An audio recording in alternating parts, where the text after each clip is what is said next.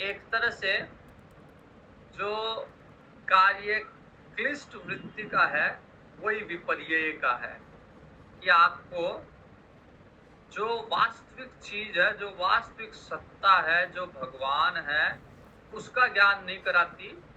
जो अनित्य वस्तुएं हैं, जो संसार की अनित्य वस्तु है, उनका ज्ञान कराती है। तो इस तरह से विपर्यय है आपको वास्तविकता से दूर ले जाती है।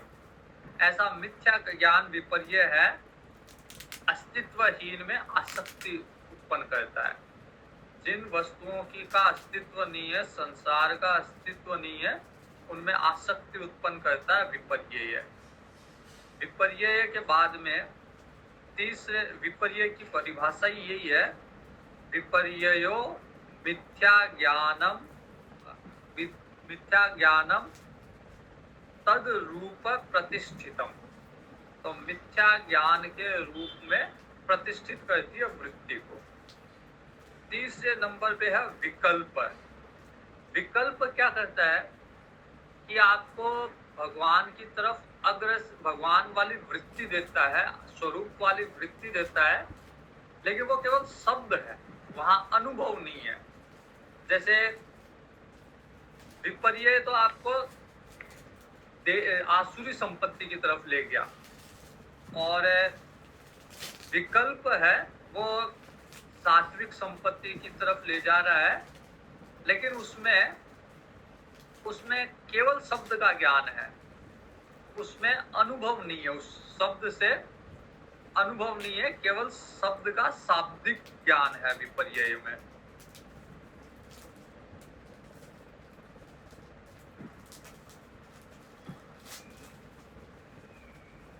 वास्तव में ये शब्द अनुभव से, केवल शब्द है, अनुभव से परे है। तो जब ये शब्द स्फुटित होते हैं तो केवल शब्द है, उनके पीछे कोई अनुभव नहीं है। जैसे किसी ने कह दिया सत्य वस्तु आत्मा है, लेकिन आत्मा का भी अनुभव नहीं है, लेकिन शब्द का ज्ञान हो गया। आप भगवान के विषय में किसने कह दिया कि भगवान सर्वव्यापी है, तो शब्द का ज्ञान हो गया, अभी आपको अनुभव में नहीं है कि वास्तव में भगवान कैसे सर्वव्यापी है। विपर्यय के बाद निद्रा।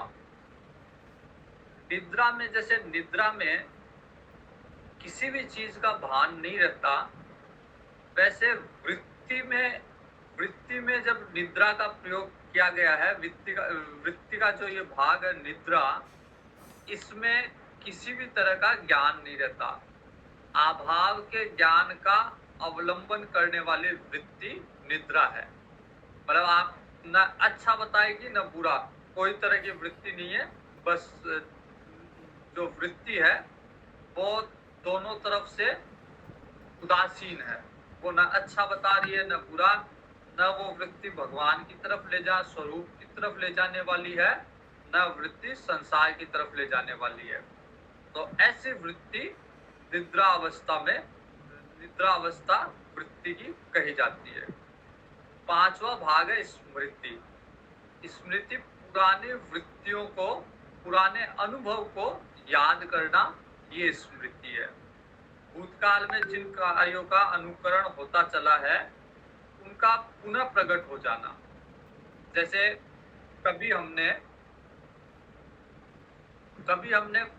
कोई वस्तु ग्रहण की होगी, अब उस वस्तु वापस से हमने ग्रहण नहीं की, लेकिन वृत्ति में वो वापस से आ गई।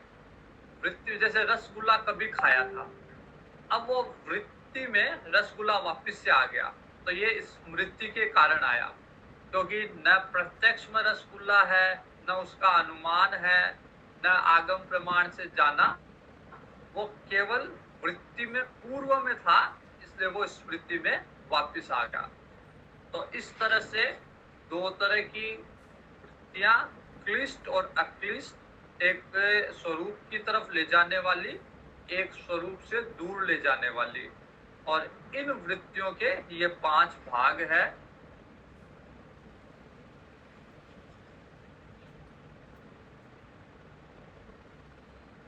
अब ये है कि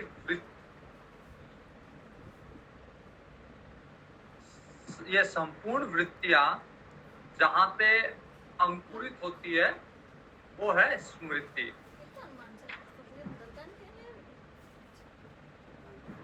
अब ये है कि वृत्तियां तो हमको पता चल गई, लेकिन ये वृत्तियां अब शांत कैसे हो। शुरू से हमने जब देखा था तो योग एक अनुशासन है। वृत्तियों का चित्त वृत्ति का निरोध करना है। चित्त वृत्ति का निरोध करने से स्वरूप का दृष्टा का स्वरूप का पता चलेगा। तदा दृष्टा स्वरूपे अवस्थानम। और तो अब ये प्रश्न ये उठता है कि अनुशासित करना वृत्तियों को, स्वरूप के दर्शन करने हैं, वृत्तियों को निरोध करना है, रोकना है वृत्तियों को ताकि स्वरूप दिखे। लेकिन दो तरह की वृत्ति है, क्लिष्ट अक्लिष्ट, 5 उनके भाग है। लेकिन अब प्रश्न ये है कि इनको अनुशासित करें कैसे। वृत्तियां हैं, हमें पता है कि एक क्षण भी बिना वृत्ति के हमारा मन नहीं रहता, हमारा अंतःकरण नहीं रहता। अंतःकरण में निरंतर कोई ना कोई वृत्ति चालू रहती है। जैसे मैंने उदाहरण दिया था, जो जिंद है, भूत है, वो शांत नहीं बैठता, कुछ ना कुछ उसको करने के लिए चाहिए। तो वृत्तियां भी कुछ समय के लिए भी शांत नहीं रहती, कुछ ना कुछ अच्छा बुरा यहाँ वहाँ कुछ ना कुछ वृत्तियों को चाहिए। तो वृत्तियां, तरह तरह की वृत्तियां मानस पटल में प्रस्फुटित होती रहती है। अच्छी बुरी, अनुकूल प्रतिकूल, तरह तरह की वृत्तियां मानस पटल में। अब इनको नियंत्रित कैसे करें, इनको अनुशासित कैसे करें, तो इसके लिए कहा गया है अभ्यास वैराग्याभ्याम तन निरोध है। अभ्यास से और वैराग्य से इन वृत्तियों को अनुशासित किया जा सकता है। यही बात भगवान श्री कृष्ण गीता जी में कहते हैं। जब अर्जुन कहता है कि भगवान आप जो सब कुछ कह रहे हो ये वृत्ति निरोध करना है, ये मन का खेल है, और चंचलम ही मन कृष्ण है, मन बड़ा चंचल है। तो भगवान ने कहा कि अर्जुन सत्य कह रहा है तू कि मन बड़ा चंचल है, लेकिन अभ्यास से और वैराग्य से इस मन को नियंत्रित किया जा सकता है। तो यहाँ पे भी पतंजलि महाराज भी, महर्षि पतंजलि भी ये कह रहे हैं कि अभ्यास से और वैराग्य से इन वृत्तियों को अनुशासित नियंत्रित किया जा सकता है। तो अभ्यास क्या है? अभ्यास वैराग्याभ्याम तन निरोध है। अभ्यास का स्वरूप क्या है? तत्र स्थितो यत्नोभ्यास है। चित्त की स्थिरता के लिए यत्न किया जाए वही अभ्यास है। चित्त इधर उधर भागेगा, वृत्तियां बनाएगा मन इधर उधर जाके, और उसको अपने स्थान पे वापस लाना। बार बार यही अभ्यास करना कि जहां जहां मन गया वहां से मन को वापस लेके आना, यही अभ्यास है। तो यह अभ्यास वृत्तियों के अंतिम निरोध तक चलता है। जब तक वृत्तियां पूरी तरह निरुद्ध ना हो जाए तब तक अभ्यास करना कि मन जहां जहां गया वहां से मन को वापस लेके आना। तो ये एक लंबा अभ्यास है, निरंतर चलने वाला अभ्यास है। और इसके साथ में वैराग्य, कि यदि किसी विषय से वैराग्य होगा तो वहां मन जाएगा ही नहीं। उदाहरण के लिए जो शाकाहारी लोग हैं, वेजिटेरियन जो लोग हैं, उनका मन कभी भी नॉन वेजिटेरियन सामान में जाएगा ही नहीं। नॉन वेजिटेरियन भोग का जो सामान है, नॉन खाद्य वस्तु है, उनमें उनका मन जाएगा ही नहीं, क्योंकि उनको वहां से वैराग्य है। तो जिन जिन वस्तुओं से वैराग्य है वहां वहां मन कभी जाता ही नहीं है। सतु दीर्घ काले आनंद, हाँ पहले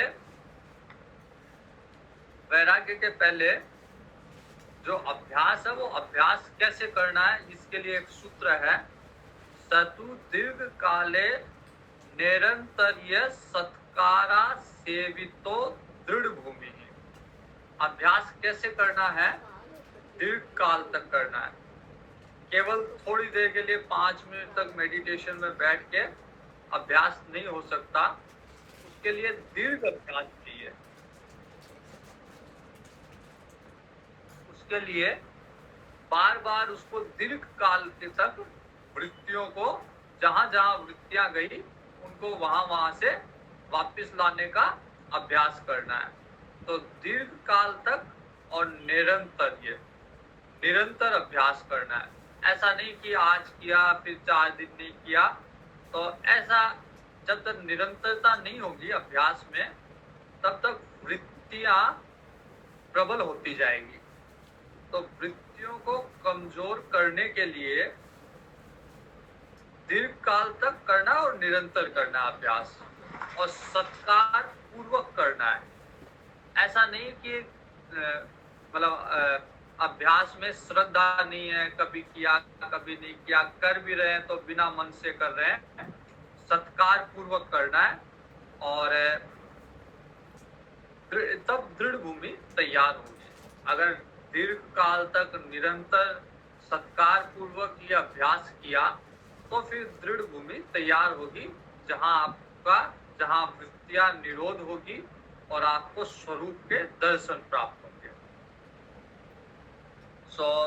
भगवान ने गीता में भी कहा है, स निश्चयेन योक्तव्य योगो अनिर्विण्ण चेतसा। तो बिना उकताए हुए, जब तक उसमें श्रद्धा नहीं होगी, उस सत्कार पूर्वक नहीं करोगे तो थोड़ी देर के बाद में उकता जाओगे, फिर मन नहीं करेगा करने का। इसलिए बिना उकताए हुए चित्त में निश्चय पूर्वक इस कार्य को करते जाना है ताकि सफलता उसमें मिले। अब दूसरा इसका उपाय बताया, एक तो अभ्यास बताया, दूसरा वैराग्य। तो पहले से एक बार वापस से देखते हैं अभी तक क्या हमने किया। कि योग जो है चित्त की वृत्ति को रोकना, चित्त की वृत्ति को निरोध करना, ताकि मानस पटल में, अंतःकरण में चित्त की वृत्ति से अपना जो स्वरूप ढका हुआ है उस स्वरूप के दर्शन हो सके, दृष्टा के दर्शन हो सके। जो दृष्टा है, सब कुछ देख रहा है, उसके दर्शन हो सके। और दृष्टा के दर्शन क्यों नहीं हो पा रहे? क्योंकि तरह तरह की वृत्तियां उत्पन्न, अंकुरित, प्रस्फुटित हो रही है वहां पे। तो जैसी जैसी वृत्तियां हो रही है, व्यक्ति वैसा वैसा बनता जा रहा है। जब क्रोध की वृत्ति जागृत हुई, क्रोधी बन गया। ब्राह्मणत्व की वृत्ति जागृत हुई कि मैं ब्राह्मण हूँ, ये वृत्ति जागृत हुई, व्यक्ति ब्राह्मण बन गया। वृत्ति ये जागृत हुई कि व्यापारी हूँ, व्यापारी बन गया। तो मानस पटल पे जैसी जैसी वृत्ति जागृत हुई, वैसा वैसा व्यक्ति कभी क्रोधी, कभी कामी, कभी लोभी, कभी चोरी कर रहा है, चोरी की वृत्ति जागृत हुई तो हो गई, चोर बन गया। तो वृत्तियां व्यक्ति को अलग अलग, जीव को अलग अलग रूप धारण करवा रही है। जबकि इन सब से परे जो आत्मा है, जो उसका स्वरूप है, जो केवल दृष्टा है, और इस दृष्टा में ये सारी वृत्तियां जागृत हो रही है। तो दृष्टा उस अपने स्वरूप को नहीं देख के इन वृत्तियों में फंसा हुआ है। तो इसके लिए वृत्ति का अनुशासन करना और वृत्ति को नियंत्रित करना। वृत्ति का बताया गया, 2 तरह की वृत्तियां जागृत होती है, क्लिष्ट और अक्लिष्ट। क्लिष्ट वृत्ति भगवान की तरफ ले जाने वाली, आत्मा के स्वरूप की तरफ ले जाने वाली, और अक्लिष्ट वृत्ति संसार की तरफ ले जाने वाली। तो जैसे दो तरह की माया है, विद्या माया जो संसार से आपको भगवान की तरफ ले जाती है, और अविद्या माया संसार की तरफ ले जाती है। वैसे ये दोनों वृत्तियां, एक क्लिष्ट एक अक्लिष्ट, तो एक वृत्ति आपको स्वरूप की तरफ ले जाएगी और एक वृत्ति स्वरूप से दूर ले जाएगी, अर्थात संसार की तरफ ले जाएगी। अब वृत्तियों के 5 भाग थे। 5 भाग देखने के बाद में अब प्रश्न ये था कि वृत्तियों को नियंत्रित करे तो करे कैसे। तो महर्षि पतंजलि ने बताया कि वैराग्य से और अभ्यास से इन वृत्तियों को नियंत्रित किया जा सकता है। वैराग्य अभ्यास दीर्घ काल तक करना है, निरंतर करना है और सत्कार पूर्वक करना है कि वृत्ति जहां गई बड़े प्रेम से उसको वापस लाना है। ऐसा नहीं कि मतलब हताश हो गए या परेशान हो गए, बार बार जा रही है, क्या करूं, नहीं। ये इस चीज को समझ के कि हाँ वृत्ति गई है, इसका स्वभाव है वृत्ति का, वापस लेके आओ, चलो वापस लाते हैं। तो वृत्ति जहां जहां जिन जिन विषयों में गई वृत्ति, हम लोग यहाँ पे पतंजलि योग सूत्र पढ़ रहे हैं। अब वृत्ति हो सकता है ताजमहल देखने चली गई, उसको वापस से लेके आओ। ताजमहल से नहीं, अभी ताजमहल नहीं देखना, बाद में दिखाएंगे, ऐसे समझाओ श्रद्धा पूर्वक, जबरदस्ती नहीं, श्रद्धा पूर्वक समझा के कि अभी समय योग सूत्र पढ़ने का है, अभी और कहीं भ्रमण नहीं करना, वापस से लेके आओ। ऐसा अभ्यास दीर्घ काल तक निरंतर जब होगा तब वृत्तियां नियंत्रित में होगी। तो अंतिम वृत्ति, जब तक वृत्ति का पूर्ण निरोध ना हो जाए, ऐसा अभ्यास करते रहना। दूसरा वैराग्य, जैसे उदाहरण के लिए मैंने बताया कि शाकाहारी व्यक्ति को मांसाहार में पूर्ण वैराग्य होता है, तो उसकी वृत्ति वहां जाती नहीं है, प्रवेश ही नहीं करती वृत्ति। मांसाहार में कितना ही अच्छा भोजन बने, उसकी वृत्ति जाएगी नहीं, क्योंकि वहां वैराग्य है। तो जहां जहां वैराग्य है वहां वहां या स्वतः नहीं जाएगी। अब वैराग्य क्या है, वैराग्य कहाँ तक होना चाहिए, तो इसके लिए सूत्र है दृष्टानुश्रविक विषय वितृष्णस्य वशीकार संज्ञा वैराग्यम। जितना भी लोक में परलोक में देखे सुने हुए विषय है उनसे तृष्णा रहित होना। वैराग्य का मतलब ये नहीं है कि छोड़ देना, लेकिन उनमें तृष्णा ना रहे, मन ना करे। जैसे मान लीजिए कि मोबाइल है, अभी मोबाइल का उपयोग आ रहा है, मोबाइल से हम लोग जुड़े हुए हैं, तो जो उपयोग में आ रहा है उसको उपयोग में ले रहे हैं, लेकिन उसमें तृष्णा ना रहे कि मोबाइल के बिना मैं अपना कोई कार्य कर ही नहीं पा रहा, मोबाइल के बिना मन ही नहीं लग रहा। जब एकांत में बैठा हूं तब भी मोबाइल चाहिए, उसमें एक तृष्णा बने, उसमें एक आकर्षण बना रहे। तो कौन सा मॉडल चल रहा है, कौन सा मोबाइल लेके आऊं। तो ये तरह तरह की जो विषयों में तृष्णा होती है, वो तृष्णा नहीं, जो उपयोग की वस्तु है उसका उपयोग करना, खुद के लिए करना, और किसी को आवश्यकता है उसके लिए करना, लेकिन उसमें तृष्णा ना रहे। कई बार जैसे तृष्णा इतनी भयंकर होती है कि व्यक्ति के अंत समय में व्यक्ति के प्राण नहीं निकल पाते। उसको हमेशा ये रहता है कि मेरे बाद में मेरा जो इकट्ठा किया हुआ धन है उसका क्या होगा। तो ऐसी तृष्णा नहीं कि उसके बिना व्यक्ति रह न पाए। विषय है, उसका जो उपयोग है वो उपयोग करना, लेकिन उसमें तृष्णा आसक्ति नहीं रखती। तो दृष्टानुश्रविक विषय वितृष्णस्य, जो कुछ सुना है, जो कुछ देखा है, इस लोक में नहीं परलोक में। जैसे यहाँ का वर्ड, यहाँ जो कुछ भी देखा है इस पृथ्वी पे, इस लोक में, और स्वर्ग लोक के बारे में कुछ सुना है। जैसे स्वर्ग लोक के बारे में सुना है रंबा होती है, मेनका होती है, तरह तरह की अप्सरा होती है, इंद्र का बड़ा महल है, ऐरावत हाथी है, पारिजात है।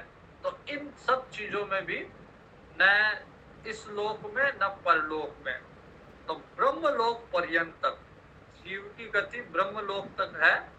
वहां तक किसी भी चीज में तृष्णा न रहनी।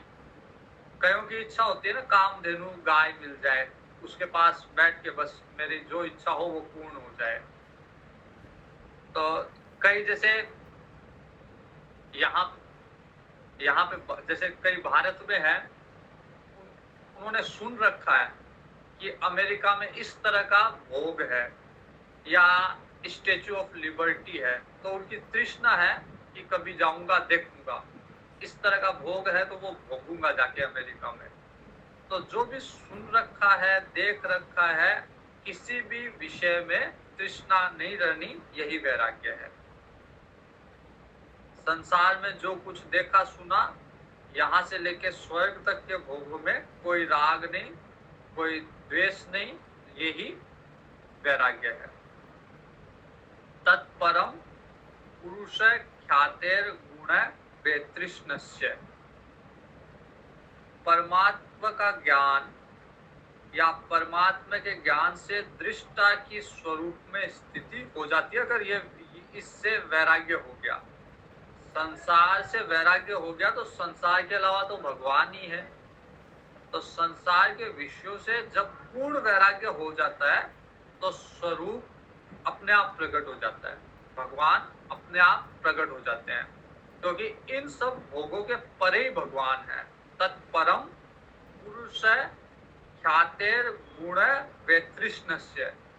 तो जब वितृष्णा का या वैराग्य का ये गुण है कि इनसे परे जो ईश्वर है, जो स्वरूप है, इनसे परे होते ही व्यक्ति उस स्वरूप के दर्शन कर लेता है।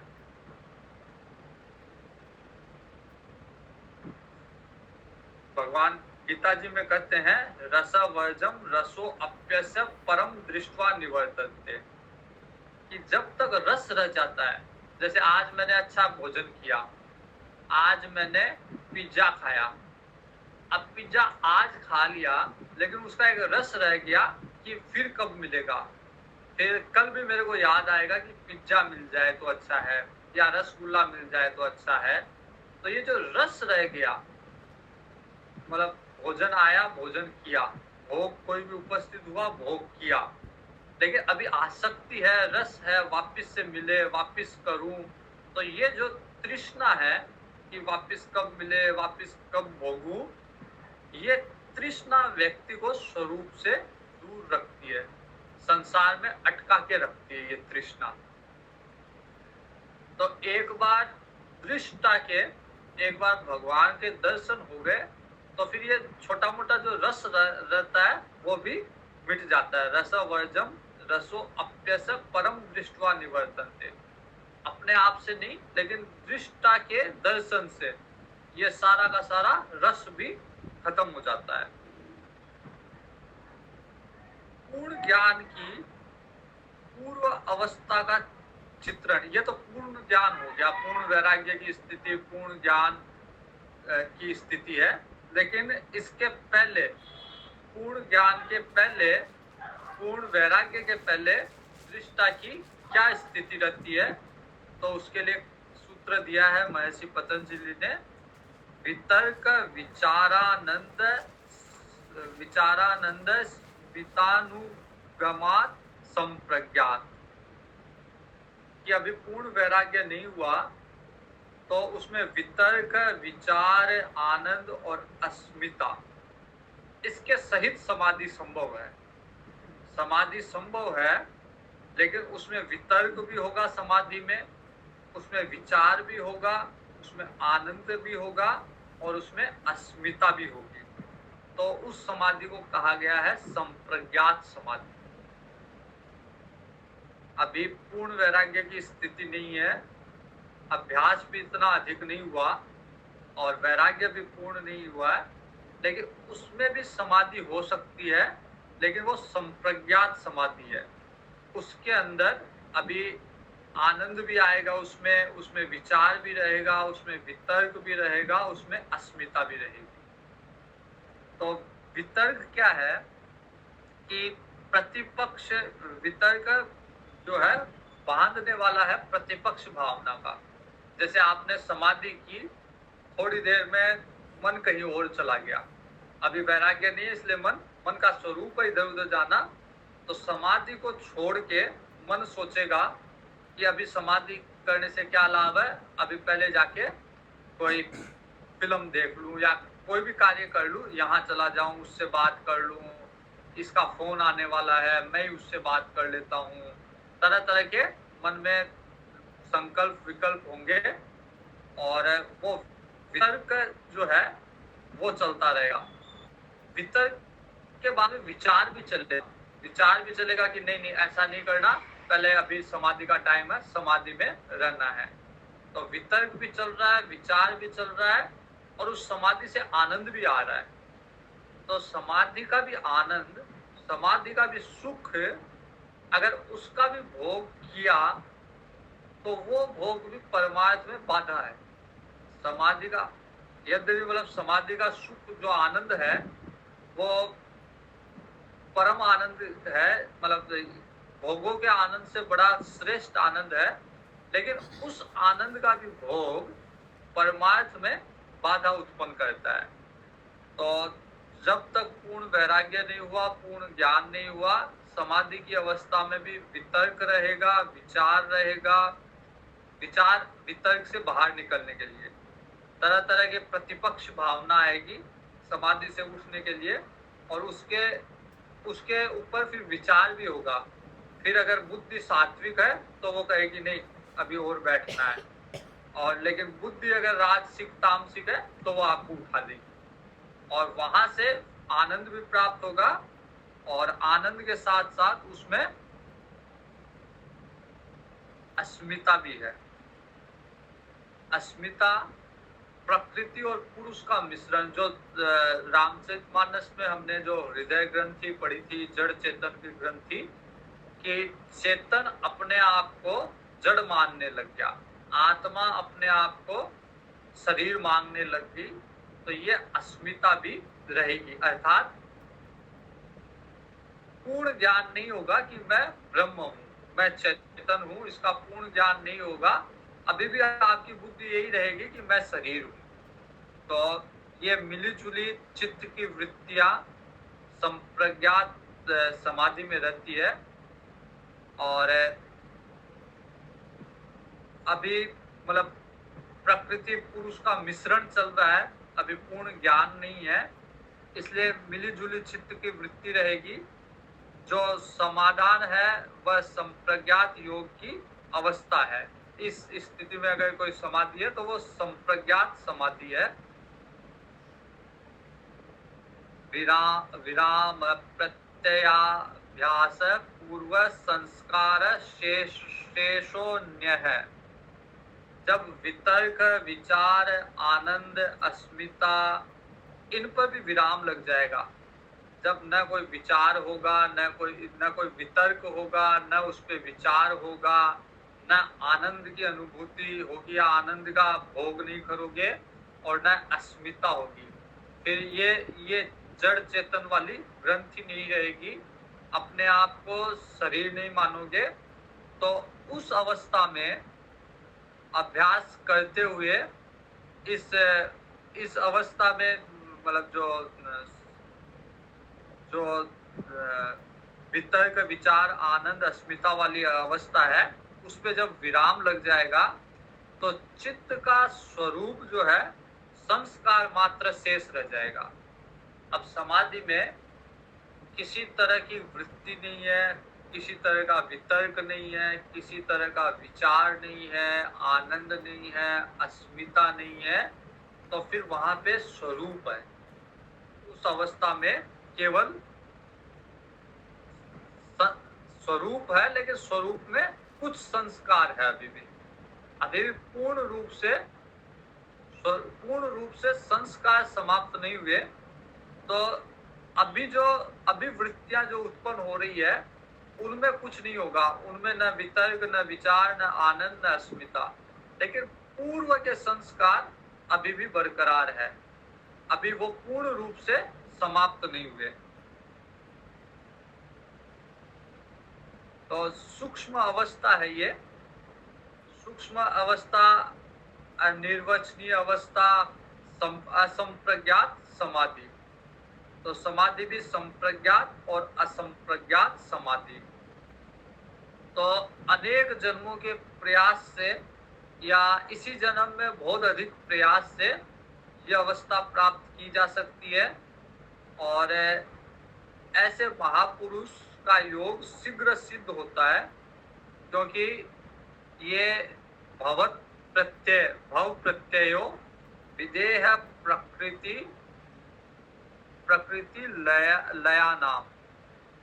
तो भजन करते करते या अभ्यास करते करते विदेह अवस्था आ गई, प्रकृति लय हो गई, जो शरीर का भाव है वो लय हो गया, तो फिर व्यक्ति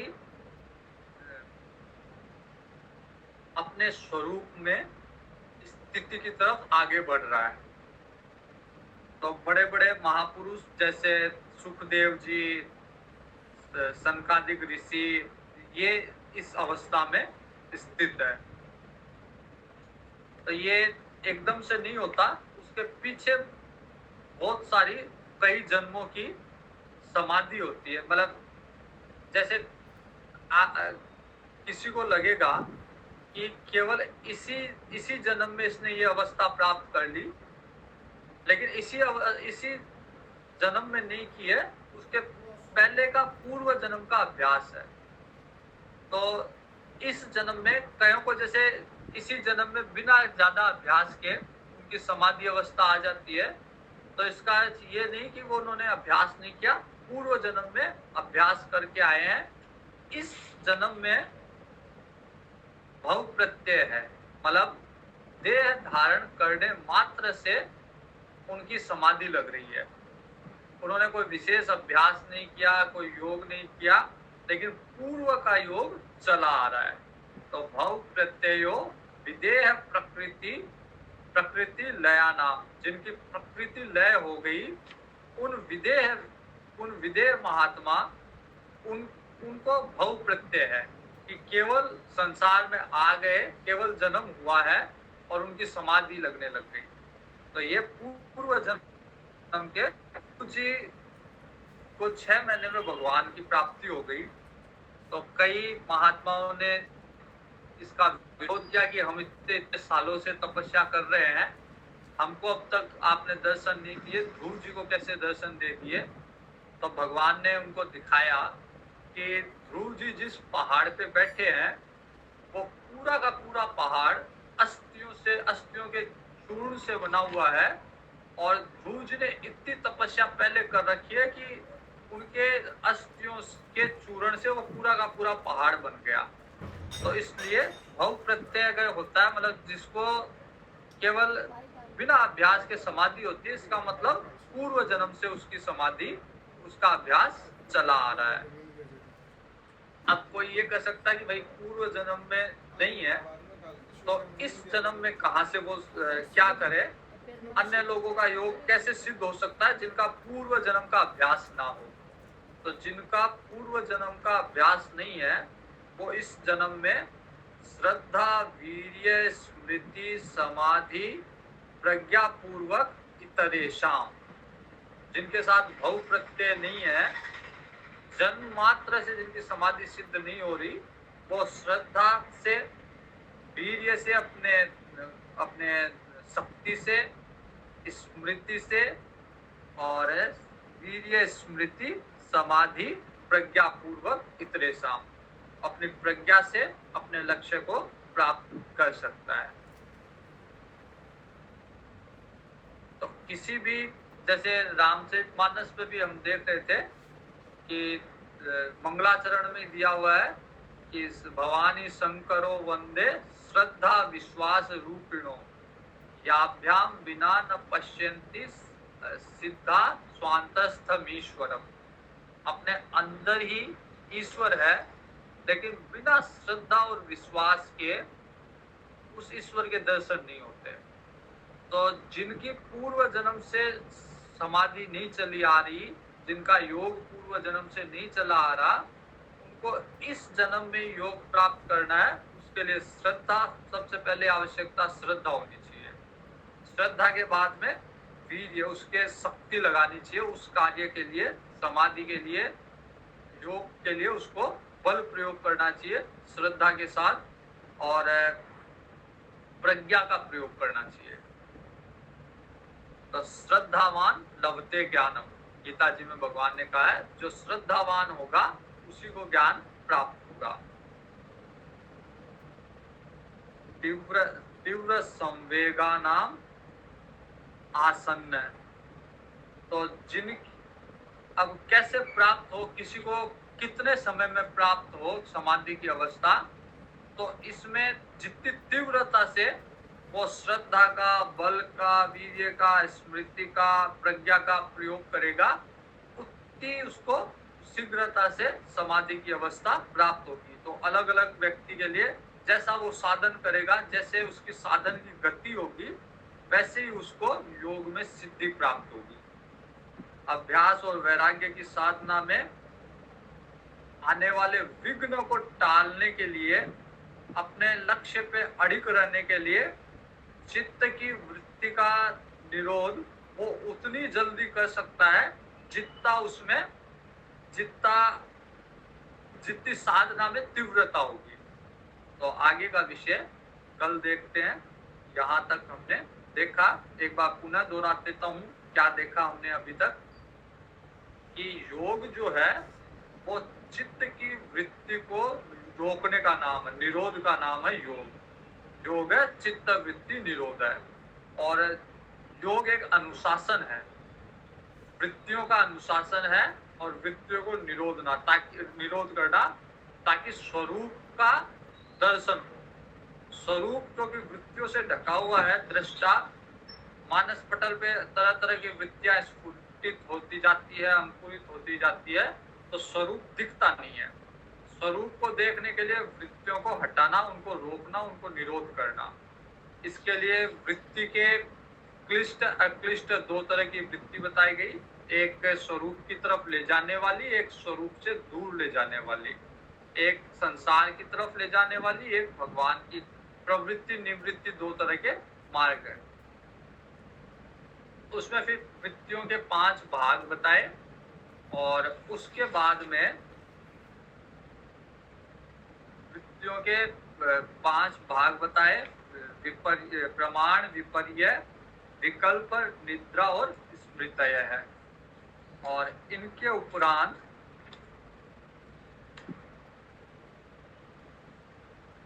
अब वृत्ति को अनुशासित करने के लिए 2 उपाय बताए, अभ्यास और वैराग्य। और अभ्यास और वैराग्य के बाद में, अभ्यास निरंतर करना चाहिए, दीर्घ काल तक करना चाहिए, और श्रद्धा पूर्वक, सत्कार पूर्वक करना चाहिए, मन लगा के अभ्यास करना चाहिए। और उसके बाद में वैराग्य बताया। वैराग्य जो भी विषय सुन रखा है, देख रखा है, इस लोक में, परलोक में, सब में वितृष्णा उत्पन्न होना, यह वैराग्य है। उसके बाद में संप्रज्ञात और असंप्रज्ञात समाधि के बारे में बताया गया। संप्रज्ञात समाधि में विचार भी रहेगा, वितर्क भी रहेगा, आनंद भी रहेगा, और अस्मिता भी रहेगी। जबकि असंप्रज्ञात समाधि में इन सब चीजों का भी अभाव रहेगा। अब किसको ये समाधि की अवस्था प्राप्त होगी, तो किसी को तो जन्म से हो जाएगी, भव प्रत्यय जिनके साथ है, जिन्होंने पूर्व जन्म में अभ्यास कर रखा है। और जिनका भव प्रत्यय नहीं है, जिन्होंने पूर्व जन्म का अभ्यास नहीं किया, वो श्रद्धा से, वीर्य से, स्मृति से, प्रज्ञा से अगर अभ्यास करेंगे, तो उन्हें भी ये अवस्था, समाधि की अवस्था प्राप्त हो जाएगी। और जितना साधना में जितनी तीव्रता होगी, साध्य उतना जल्दी मिलेगा। इसमें भी 3 तरह के भेद है, साधना हल्की होगी, मध्यम होगी और होगी, इस विषय को कल देखेंगे। हरि ओम। पूर्णमद पूर्णमिदं पूर्णात् पूर्णं दच्यते पूर्णस्य पूर्णमादाय पूर्णमेवावशिष्यते। ॐ शान्ति शान्ति शान्तिः। हरिः ओम श्री गुरुभ्यो नमः। हरिः ओम। धन्यवाद, आप लोग सब जुड़े, आपको बहुत बहुत धन्यवाद। आज हमारे साथ एक शांतनु जी है।